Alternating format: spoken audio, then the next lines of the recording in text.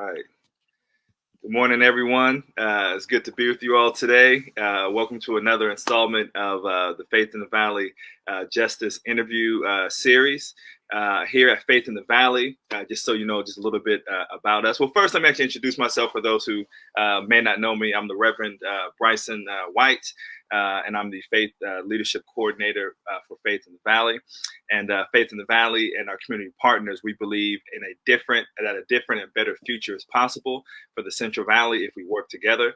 A future in which everyone is included, treated as sacred, has a chance to thrive and live a healthy, decent life. A future in which no one is seen as less than or lives in fear because of the color of their skin, their legal status, or the amount of money they earn.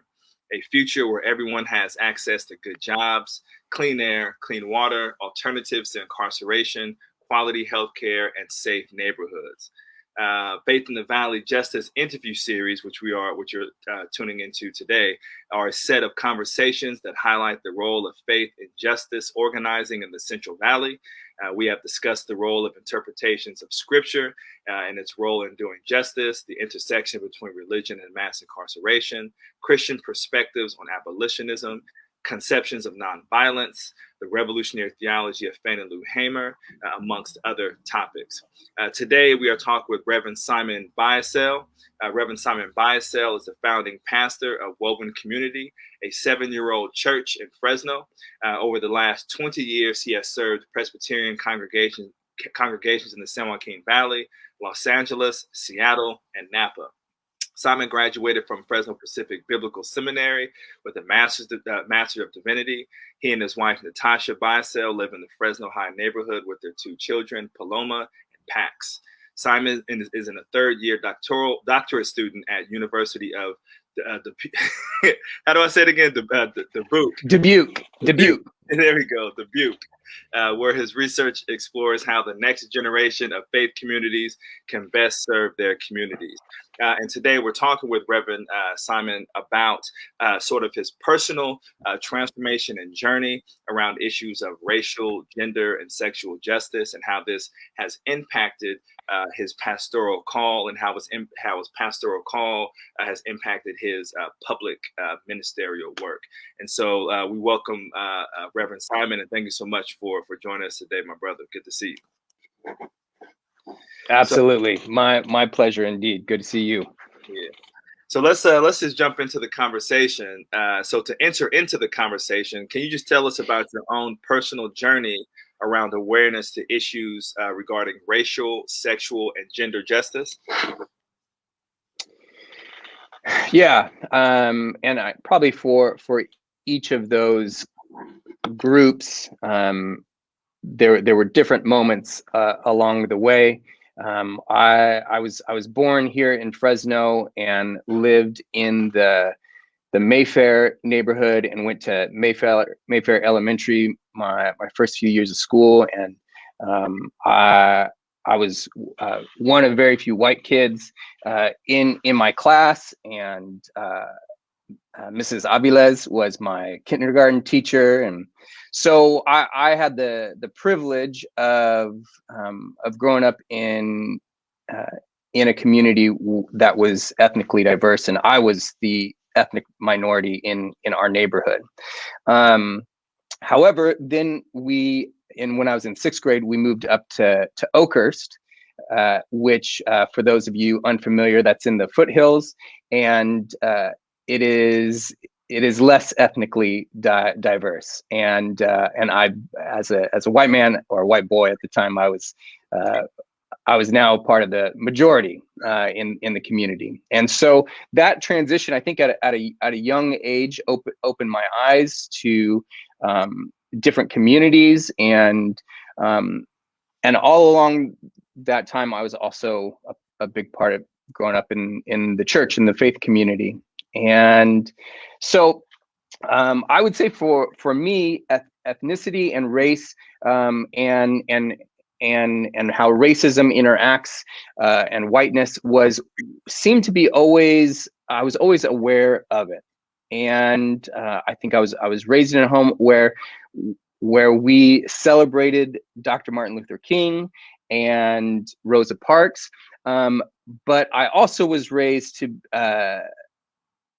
like the Black Panthers were a violent group, and so there was some parts of civil rights movement that were celebrated, and then there are other parts that were like there were the good guys and there were the bad guys in the civil rights movement, and so it wasn't till later that I learned what it means to really fight for justice and be able to put myself, or at least try and put myself, in a place where I could try and imagine what it would be like to be a person of color, to be a Black man in this country, and that began to open my eyes. And I think through changing my understanding around racism and white supremacy helped me open my eyes to the other kinds of oppression that happens in our country and throughout the world, especially around gender and sexual identity. However, it wasn't that I was able to open my own eyes. It was generous people along the way, people of color, women, queer folks in the LGBTQ community who were generous enough to share their stories with me, and helped open my eyes. And I would say that there was a conversion experience that we as Christians talk about. That, like, I was like Paul, where I was once blind, but now I would say am seeing. I don't think that's the right grammar, but it's this process. So it's really the stories of people and people sharing how the systems that we have in place, the political systems, the theological systems, the church's polity, has been dehumanizing for them. They have had to keep back who they are as a person, as a culture, and as a community, because of these systems that were created by white men who just so happen to also keep white men in power. That's right. And keep women, people of color, LGBTQ folks out of power. And a theology that is always has a place for me in the kingdom of heaven, quite naturally, but for others, for those who are not white men, they have to adapt in order to be a part of the kingdom of heaven. And to me, abundant life, a Jesus that brings abundant life, does not require I get abundant life and you get part of your life.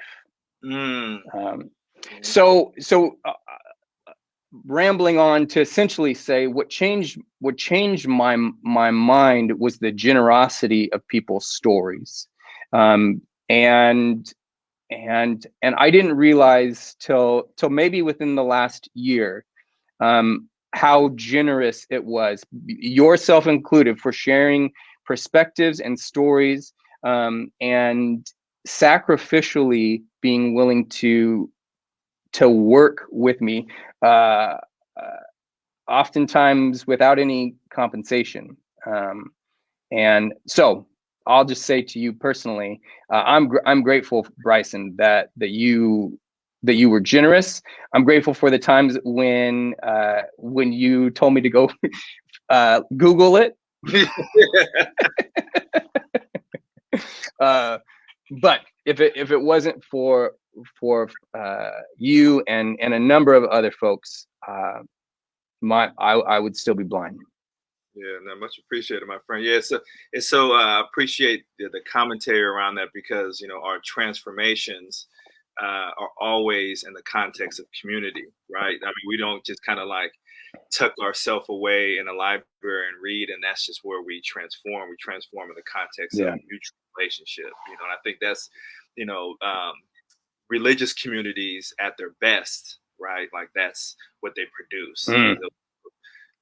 Spaces of love, grace, mercy, accountability, and relationship building that allows for us to step into the truer senses of ourselves.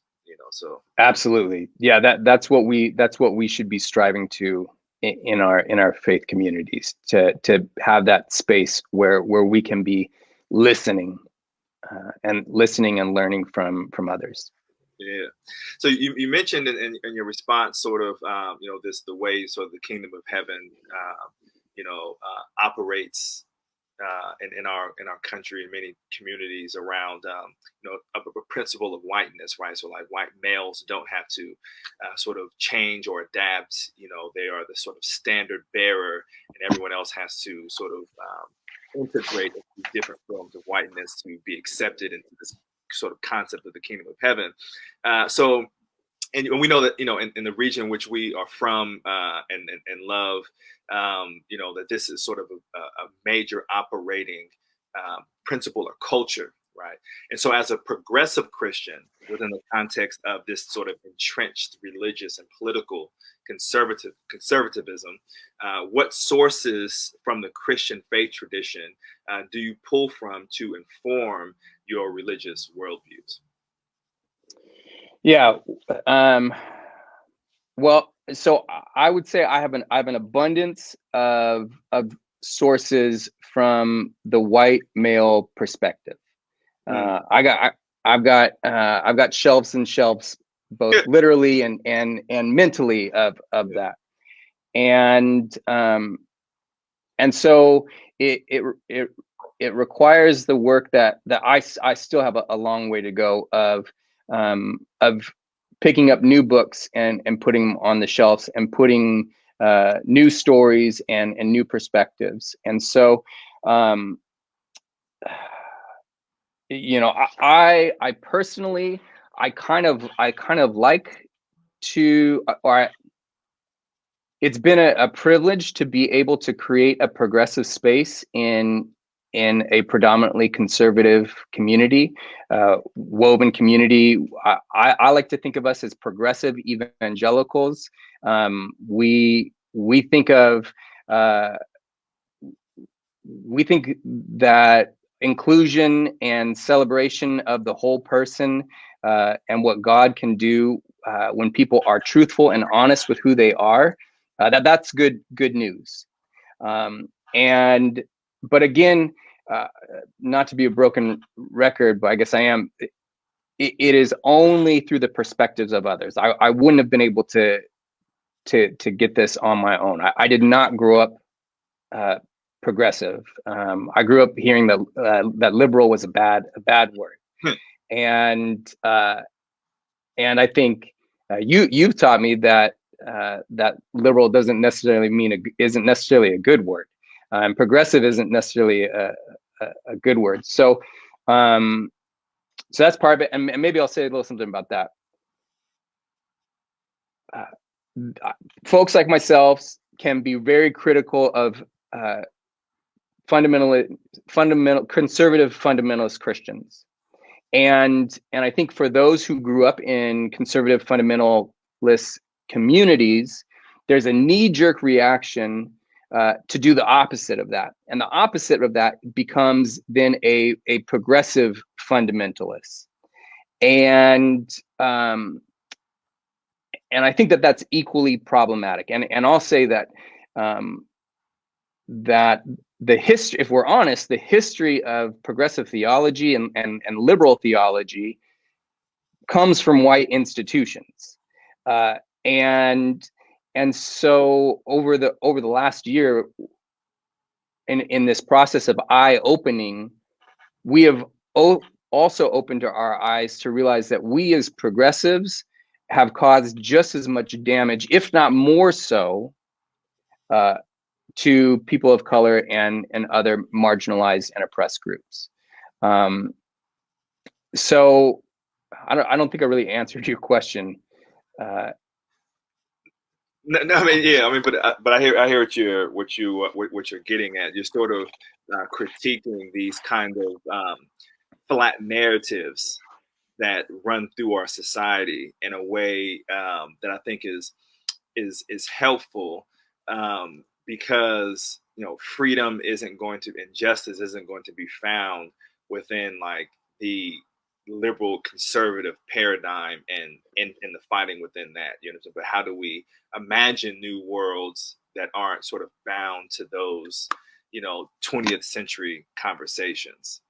Even though I find myself more as a leftist, more so than a liberal, increasingly more of a leftist than a liberal. I think as I was rejecting evangelicalism and the conservatism of that, I think in my 20s I was more situated within like progressive liberal kind of frameworks, but they're limiting. You know what I mean?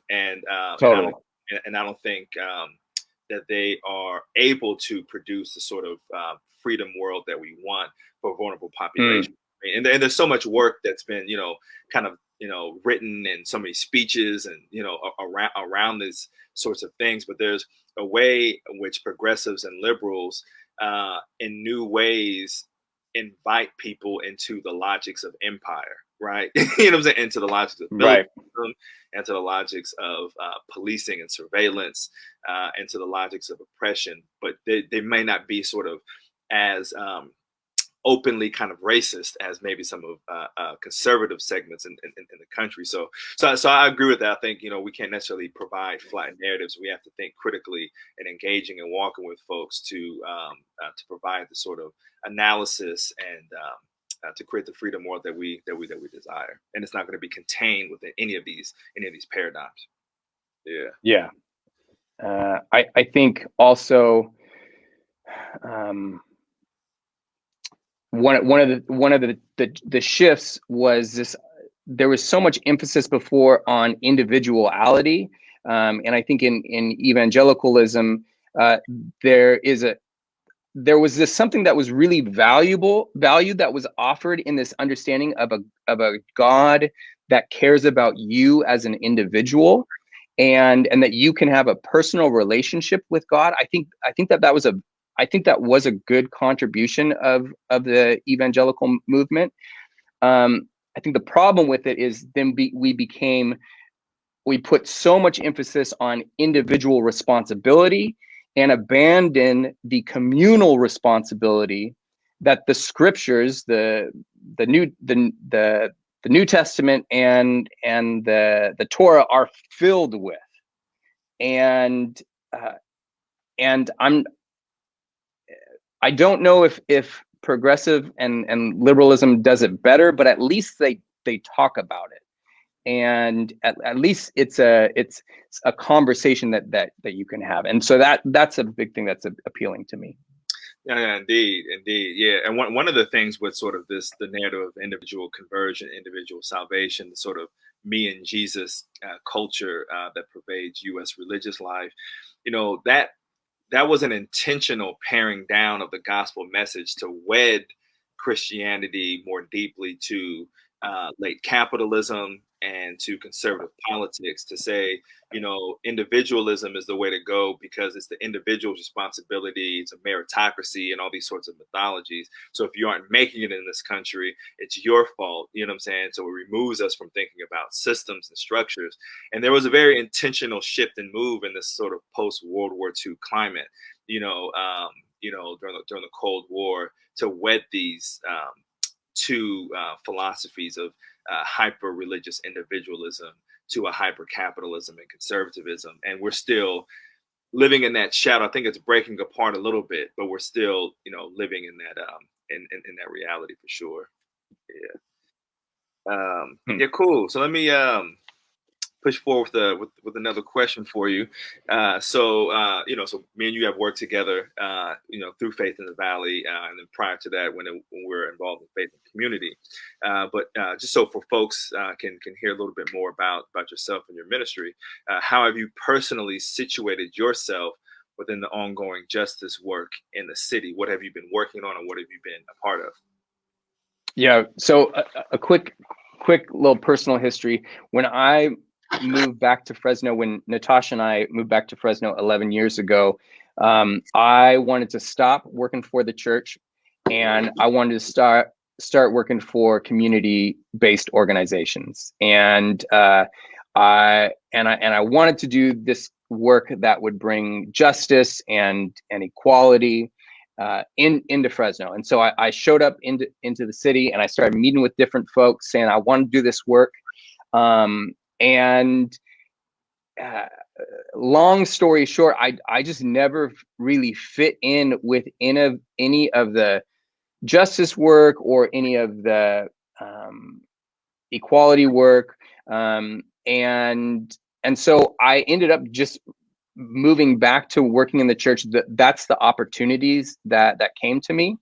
And I kept trying to force my role here locally in justice work, and it just didn't feel right, especially as a white guy coming in.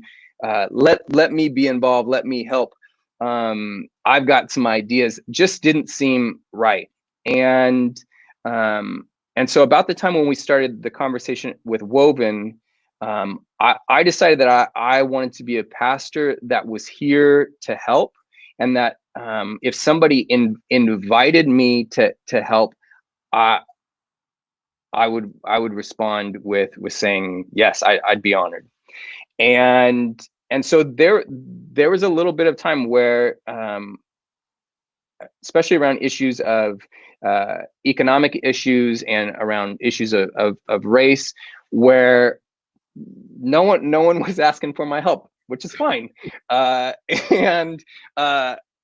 But you and I had coffee at one point. I actually think I invited you to coffee. Yeah. And then you used your community organizing superpowers to then turn the tables. But over the past 4 years or so, I've had the honor of being invited to help, and sometimes it's just simply we're gonna have a press conference, and your body would be valuable standing in the back to show that there's a group of people who believes in this. And so really my work started by just getting invited to stand in the back of a group. And I think slowly, after building relationships with other folks who were on the give me a better term than front lines, and give me a better pacifist term than front lines. Oh yeah, it's too militarized. Leadership role or something. First responders, that doesn't sound right either. Anyways, those who were being faithful to the work and had vision and skills and gifts, I was honored to be invited into this. And so and you know, I'm very passionate. Marcel and Aaron let me tag along in their work to get Advanced Peace up and going, and I saw great value in this program, especially when Marcel shared the numbers that we as a city will invest essentially $1 million when somebody is shot, but we wouldn't invest $300,000 in order to prevent somebody from being shot. And you cannot say that Black Lives Matter if you're willing to put in $1 million investing in a young Black man's death, but you're not going to put $300,000 to invest in a young Black man's life. That narrative, which again, Aaron and Marcel were so generous to share with me, that another moment of me opening my eyes, and the way that we spend money as a city, the way that we spend money as a state and a country. I know I'm just barely scratching the surface of the work that needs to be done. Yeah, no, that's really cool. If you can even maybe expound a little bit on sort of the role that you played in helping advance peace pass as an ordinance in the city, that'd be cool. Well, I'll share my perspective. You can ask Marcel later what if I played a role, if I just got in the way. You know, one of the things that I tried to do is I tried to create opportunities for other folks, other white pastors, essentially, to hear Aaron and Marcel. I almost said Aaron and Michelle. We have friends named Aaron and Michelle. Aaron and Marcel. I figured if other is this going to be is this recorded? People are watching this. I'll make sure. I don't know. I'm gonna make sure it text Marcel that you call him. I don't know if you got a grant for this, but if so, you're going to need to give the money back for at least this episode. They've been great up until this, but you're doing fine, man. Anyways, I wanted to invite other folks who maybe didn't have the opportunity to and the relationships with these two guys to be able to hear how important this work was. And so, you know, it wasn't anything significant. It was simply just setting up conversations and setting up meetings, and just trying to share the message that had been given to me. And like, it's a gospel message. I was given this good news. Hey, if we implement this program in our city, it will save lives. That's gospel message. And as a Christian, as a pastor, it's my job to evangelize, to share that good news. And I think in my role, in my capacity, I don't know if it's the best I can do, but it's definitely something that I can be doing. Yeah, no, that's really cool. I mean, so as I'm hearing how you're describing it, you know, you were walking alongside Marcel and Aaron. They were more so leading the work. But you were helping sort of facilitate space for their message to spread into maybe spaces in which they might not have had sort of immediate access to. You know what I mean? So that's a pretty good kind of partnership, as I'm hearing it described. Yeah. Yeah. Cool. Yeah. We'll bring Marcel on to see if all that jives. Oh man, wherever I know he's listening, so he's probably over there laughing right now. I'm having lunch with him after this, actually. Okay. Or at least I was going to have lunch with him after. Yeah, exactly. Yeah. He canceled those reservations, man. Yeah.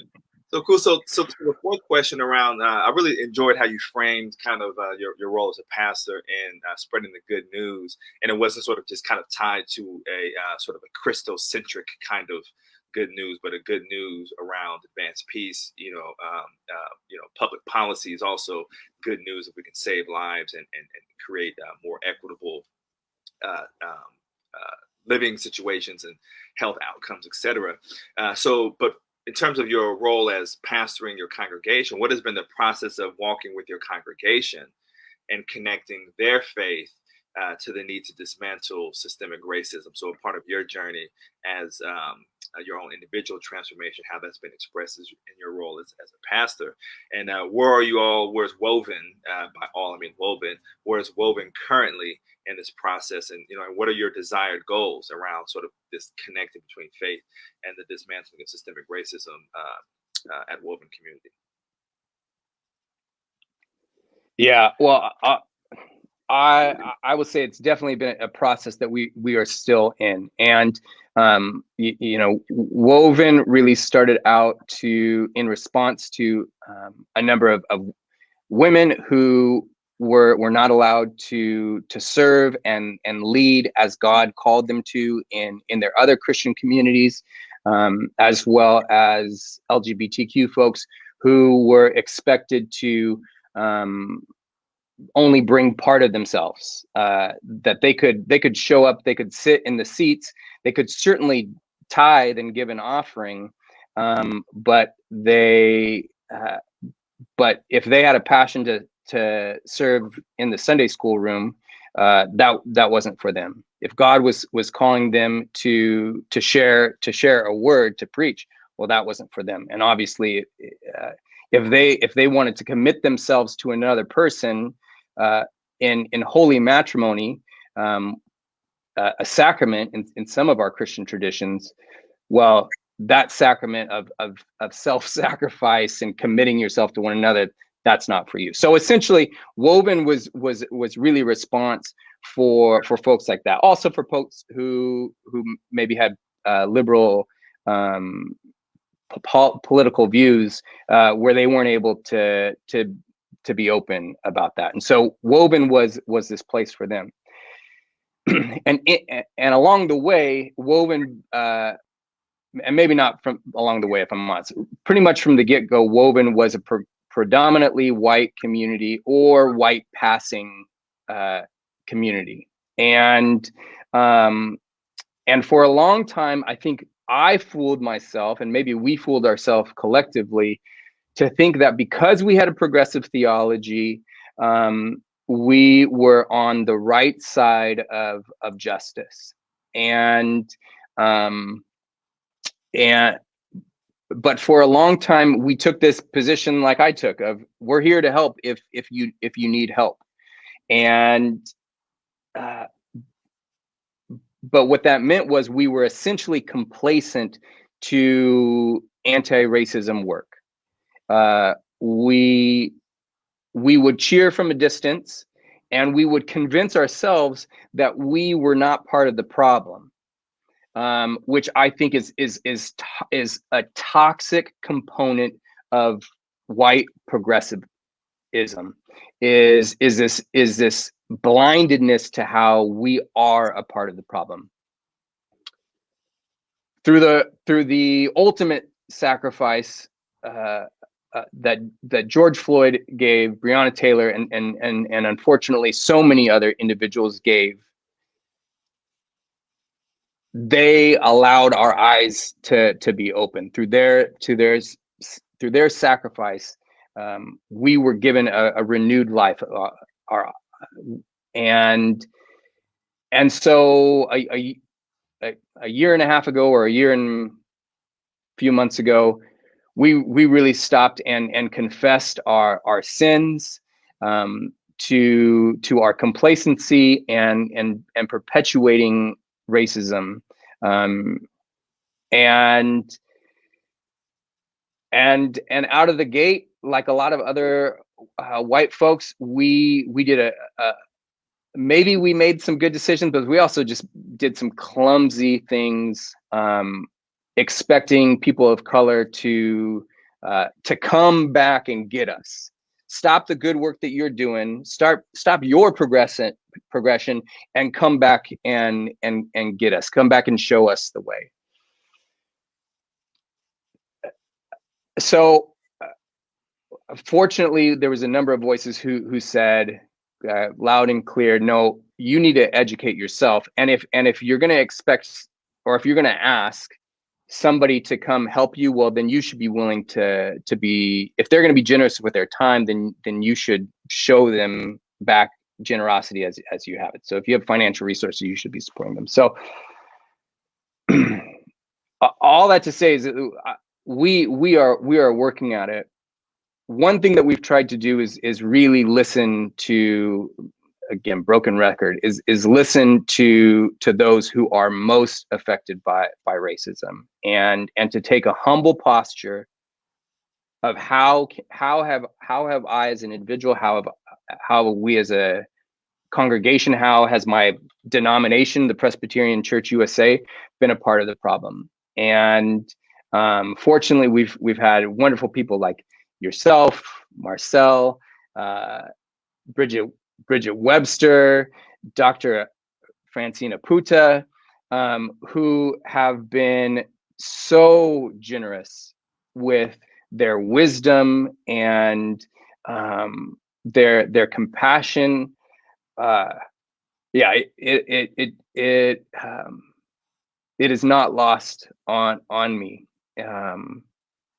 real quick shout out to Dr. Aputa, who I will be forever changed through just phone calls I had with her, and watching her talk to Governor-elect Jerry Dyer, or not governor, mayor-elect. Oh, Is that yeah. prophetic? Yeah. So, Yeah. anyways, people like that who have so much grace, and it's an honor that they would share it with me and with our congregation. Yeah, that Dr. Aputa, she's legit. Yeah, she that's a brilliant person right there, for sure. Yeah, cool. So, I mean, so even the folks that you that you mentioned, you know, a few of us were able, you know, to we were invited by you to preach and to share a word with your congregation via Zoom. A couple of months ago, which was a really cool experience. So for you, what is the role of preaching and bringing about a more robust faith formation concerning justice issues in the life of Woven Community Church, and even in the life of public ministry in Fresno? Yeah. Before I answer it, can I put you on the spot? Yeah, please. I'm curious, just as a public service announcement for white pastors out there. Do you have any advice as to how to reach out, and what expectations to have to reach out to people of color? How to, you know, I know that we shouldn't just be doing it for Martin Luther King Sunday, that it shouldn't be just a once a time year. How can we make sure that we are not being manipulative? How can what posture do we take as we try and do this work? Does that make sense? Yeah, it does. Yeah, that's a you have well-crafted questions. Yeah, yeah, that makes sense. No, I mean it's a good question, and I think the response would vary from person to person. I don't think there's like a sort of a uniform kind of response. You know, but I think as I move in the world, and just being honest, like in this season of life, I've been much less receptive to kind of cold calls from white folks who I don't know. You know what I'm saying? Like asking me questions. I think I was more invested in that in previous iterations of my journey.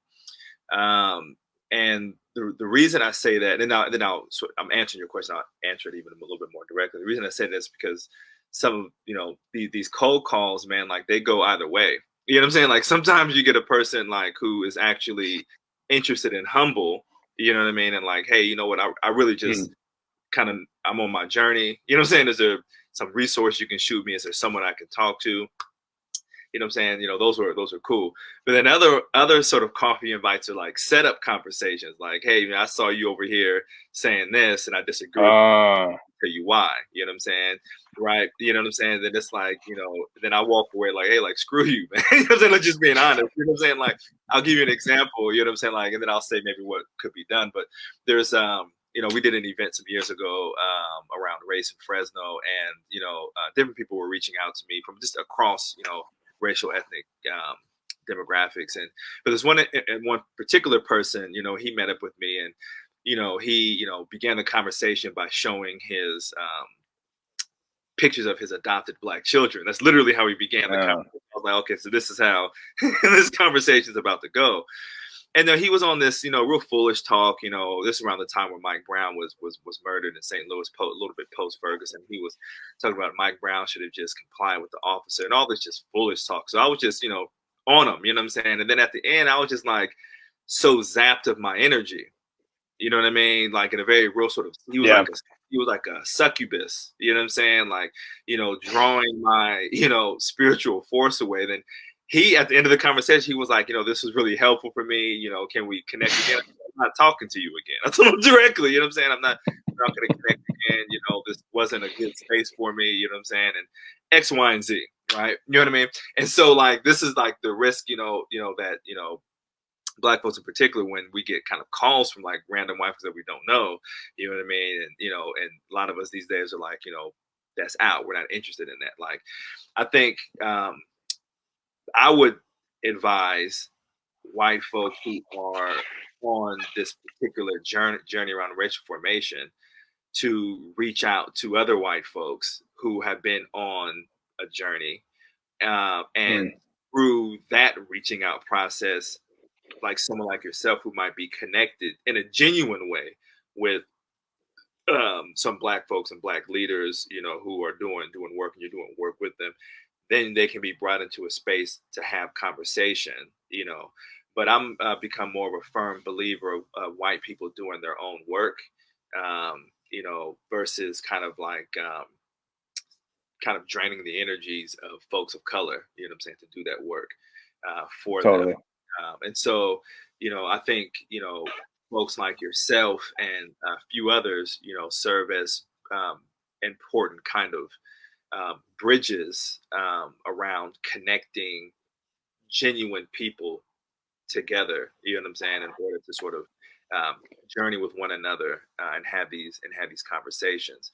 And I think folks need to come in, with a posture of humility, knowing that they're going to be challenged, you know what I'm saying, and to not have like their defensive mechanism White fragility. Yeah, exactly. You know what I'm saying? Their defense mechanism on high.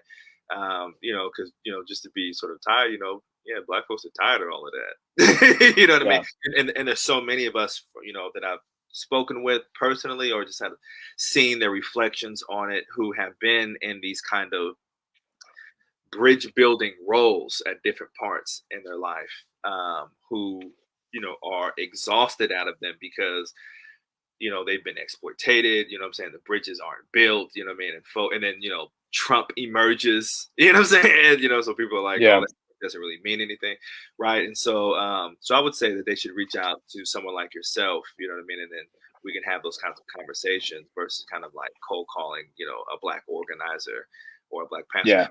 And I know we're kind of running out of time. I don't want to just go on and on this question, but one of the things that happens in a city like Fresno is, and it's not just, this isn't just something that happens in Fresno. This happens across the country, but you'll have pastors reaching out to other pastors, for the purposes of photo ops and to absolve them of their complicitness in racist structures. You know what I mean? Yeah. So they will reach out. They might even give a congregation money. They post pictures of them with people, but they don't want to be involved with people who are giving them like a direct challenge. You know what I'm saying? Like, hey, your theology sucks. You know what I'm saying? And it's giving life to, it's rooted in white supremacy and it reinforces it, right? There's particular kind of people that they want to be around for the purposes of a public relations sort of piece. And this happened a lot post Ferguson, and I reference Ferguson because that's when I was more so on the ground organizing. I'm not sure how that sort of piece is functioning on the ground, post George Floyd in that kind of way, but that was happening a lot. And so there's this very manipulative culture at play. You know what I mean? That folks, Black folks are, are weary of. You know what I'm saying? And understandably so. Totally.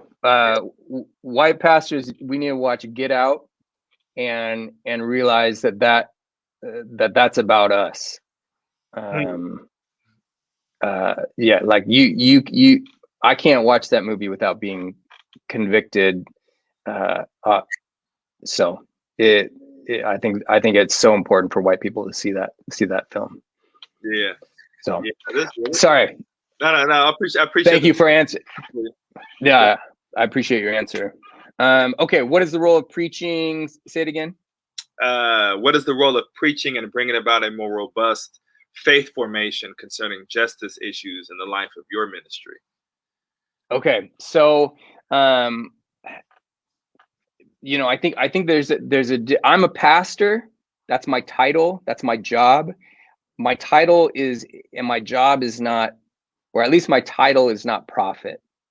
And the verb that draws from those pastoral and prophetic are different. Maybe they are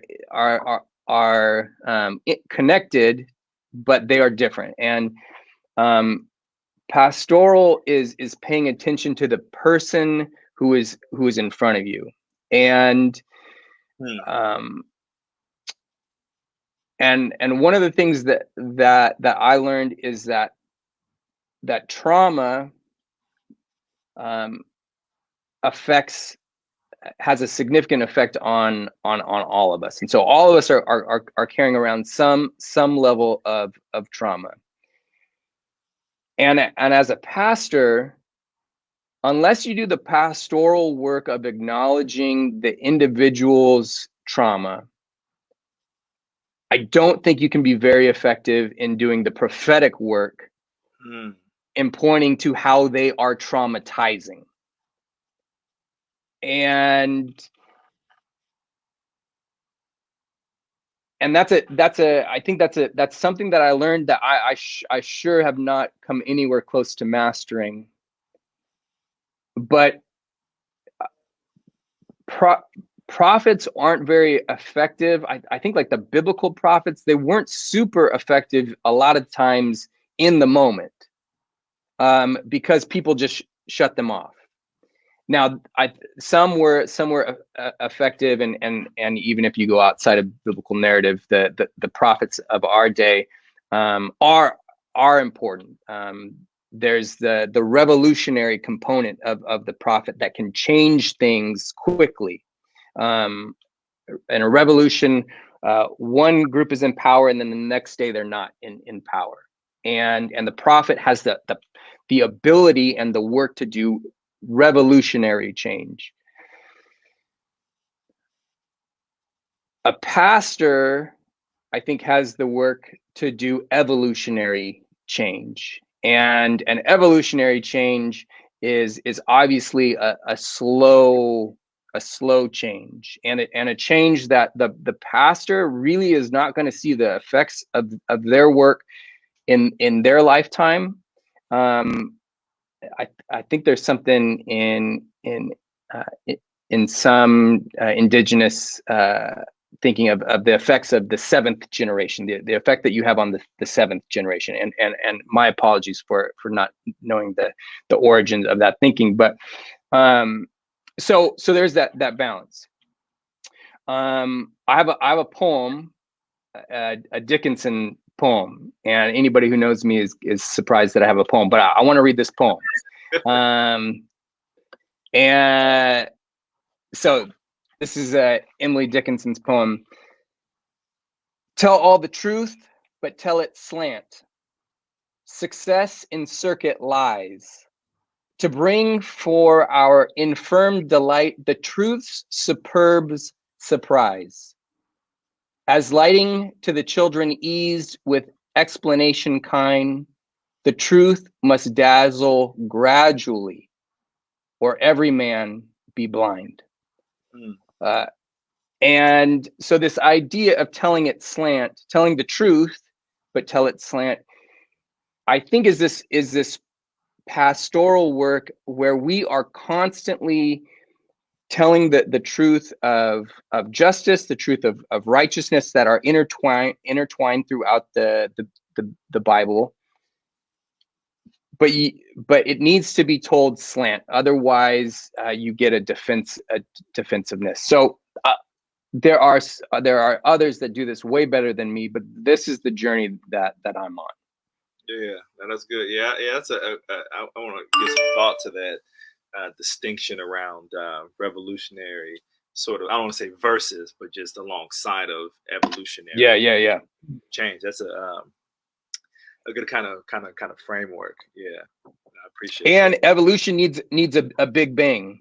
Like evolution needs that revolution to kick things off. So and I think that we can still take the Genesis creation narrative seriously. Yeah. Yeah, yeah. I take the Genesis creation narrative seriously, not in a literal sense, but I take it very seriously. Absolutely. Yeah, Absolutely. yeah. Cool. So one last question for you, Reverend Simon, as we're coming to a close. We're at about 11:50 here. So we've been talking about sort of the context of your ministry in Fresno, as the context being more conservative. True, but the Fresno area is it's overwhelmingly Christian, right, in terms of our faith orientation. Yet there are many different beautiful traditions that Fresnos draw strength and identity from. What has been the role of the Fresno interfaith community in bringing not only new Mm. life to you on a personal note, but also in building collective vision for the transformation of Fresno into a more just city? Yeah. I mean, I got to acknowledge these individuals who have welcomed me into their family that we call our clergy caucus. Um, Rabbi Rick and Laura and Sukena and Pastor Tim and Haj Reza. Um, I think we need to acknowledge, as we've acknowledged, discrimination against race and sexuality and gender. In this city and in this country, we have a long history of discriminating against non-Christian communities of faith. Um, uh, Constitutional amendments historically seem to only apply to Christian communities and Protestant communities at that. So these individuals, as well as their faithful communities that they're a part of, and the truth that lies within their practices and their texts, have been so huge in helping me understand um, truth, good news, righteousness, and justice in new languages, in new perspectives, with different narratives, and to see that we are all working towards this same ultimate goal is so powerful, and it's humbling, and it should be incredibly humbling that we as Christians do not have the one way towards justice work, to divine revelation, and so I'm grateful. And again, like those folks that I mentioned, and others, they also have been generous with being willing to correct me and to come back and get me when I'm dragging on what it means to be a community and connected. They also don't let me get too far ahead of them, and so real quick, after the attack on the synagogue in Pittsburgh, the Temple Beth Israel opened their doors for a service, and a number of us clergy were invited to be there. It was on short notice. I wasn't directly invited, but because I was a part of this clergy caucus, I got a group invitation to be there. And there was a moment where Rabbi Rick called all of the clergy forward to be up front, and I looked around, and I was so grateful to be a part of this group. I was so grateful for this opportunity to be a part of this collective. And then I also looked at how few other Christians there were in this group. And I just thought, man, they are missing out. I know how powerful it has been, how transformational it has been for me to be a part of this community and to be invited to stand up here. That's another, like, that was another moment of conversion where I was once blind, but now I see, and now I'm an evangelist for this ecumenical kind of work. And all, like, I'm a board member of Faith in the Valley now, so I can be self-critical. We need to be very careful as an organization that we do not become too Christian centric. Like, just because of, I think because of the numbers, because we are the majority, we are going to lean towards Christianity. And as an organization, we do so with great detriment to ourselves, to our community, if we do not self correct and pay attention to our sisters and brothers. No, you're right. Yeah. Christocentrism is such an easy thing to fall into. You know what I'm saying? Or Christian centrism, I guess is how better stated. It's so easy to fall into because it's, the the dominant group in the valley, and so many of our organizers are more tied to churches in some kind of way. So yeah, I definitely heed that advice and self critique. I think that's important. Because if we're going to build a inclusive Central Valley, and I don't want to say inclusive, but more just Central Valley, you know what I mean? And that includes everyone. That our interfaith work is going to have to sharpen.